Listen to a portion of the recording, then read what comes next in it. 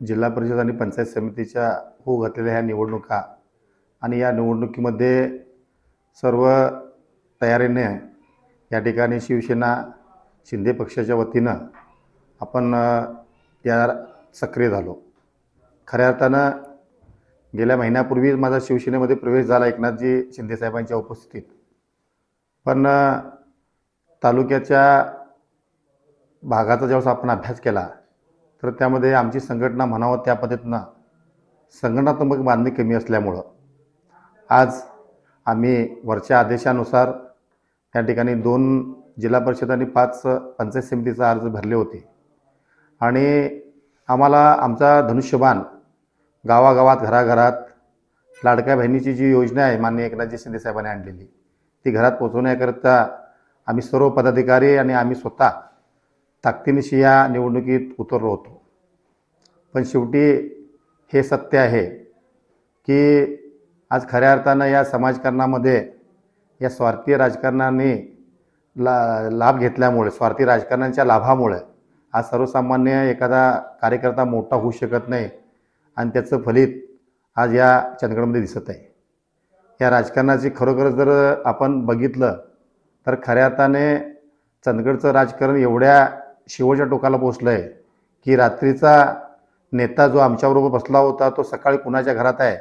हेच कळायला मार्ग नसल्यामुळे सर्वसामान्य मतदारावरती मोठा प्रश्न निर्माण झालेला आहे। मला सर्व वरिष्ठांच्या आदेशानुसार या निवडणुकीला सामोरं जाण्याच्या सूचना दिल्या, पण शेवटी या सगळ्या भाऊगर्दीमध्ये आपल्या उमेदवारांना आपण कुठेतरी पाठबळ कमी पडण्याची मतदारांकडून भीती वाटली आणि म्हणून आज वरच्या आदेशानुसार आम्ही या ठिकाणी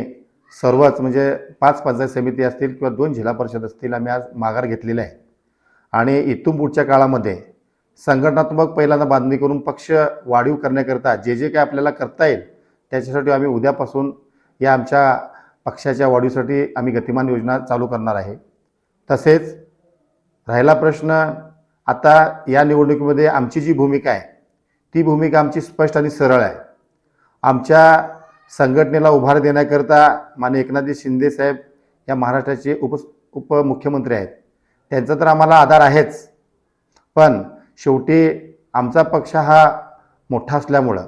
उद्या पक्षाकडून जो आम्हाला आदेश प्राप्त होईल त्या आदेशाचं पालन करून पुढच्या या 8-10 दिवसाच्या घडामोडीमध्ये आम्ही काय करणार आहोत, कसं जाणार आहोत, आमची संघटनात्मक बांधणी कशी होणार आहे त्या पद्धतीचं नियोजन करून सर्व पदाधिकारी उपजिल्हा प्रमुख असतील, जिल्हा प्रमुख असतील, आमचे तालुका प्रमुख असतील किंवा शिवसेनेवरती प्रेम करणारे सर्व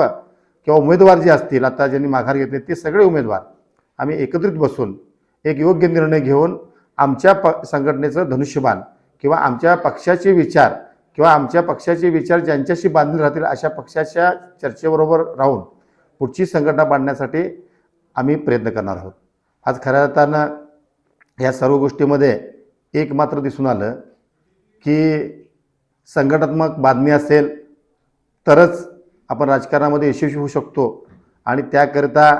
आमची संघटनात्मक बांधणी आहे। प्रभाकर खांडेकर यांना मनाला चांगला संच आहे। मी स्वतः उमेदवार होतो, माझी कन्या याच्यामध्ये जिल्हा परिषदला होती, पण सगळ्या ह्या बाकीच्या गोळाबेरीज कारण राजकारणामध्ये वजाबाकीला फार महत्त्व आहे आणि त्या वजाबाकीमध्ये कुठेतरी आपण कमी पडेल किंवा कुठेतरी चुकून आपला घात होईल ही किंवा आम्हाला शेवटी आमच्या पक्षाचा आदेश ह्या सगळ्या गोष्टीपेक्षा आमच्या पक्षाचा आदेश महत्त्वाचा आहे। पक्षाने आम्हाला सांगितलेलं आहे, प्रमुखांनी आमच्या वरिष्ठांनी की थोडं तुम्हाला थांबावं लागलं तर योग्य होईल, त्या पद्धतीने आम्ही निर्णय घेतला आहे। पुढील आमचा जो आदेश येईल तो पक्षाने जो ठरवेल तो आदेश होईल, त्या आदेशाचे आम्ही पुढं मार्गस्थ होऊ।